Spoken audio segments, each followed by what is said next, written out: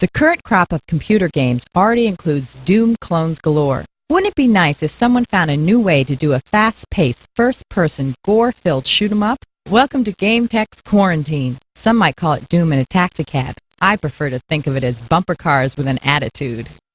The game takes place in Chemo City, described as a prosperous city on the east coast of the United States and the hover car capital of the world. In other words, the worst aspects of New York City and Detroit have been combined. Joy. In the year 2022, the crime problem in Chemo's ghettos is so bad that the powers that be decide that any law enforcement would be both futile and frivolous. So they declare Chemo a demilitarized zone and wall it up so nobody gets outside. Your tax dollars at work, ladies and gentlemen. Flash forward 25 years, and a new pacification drug has been secretly mixed into Chemo's water supply. Much to the government's surprise, the water was so fouled up anyway that the pollutants mixed with a drug to create a virus that turns almost everyone into homicidal loonies.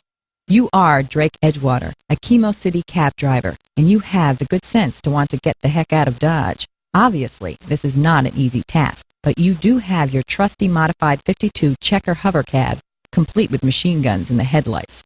So, do you just charge through the evil city streets, mowing down every other car and pedestrian in sight? Yeah, pretty much. But every now and then you pick up passengers and deliver them as quickly as possible to their destination. If they turn out to be dangerous, or just plain annoying, you can always use the ejector seat.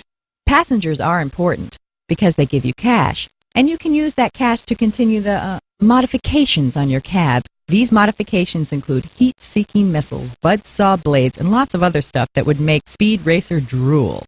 To get out of Chemo, you're going to have to make it all the way through to the wharf on the coast, the only place that isn't completely walled off. The only way there is through the downtown, the park, the old part of town, and the projects. It's a good thing you have your map with you.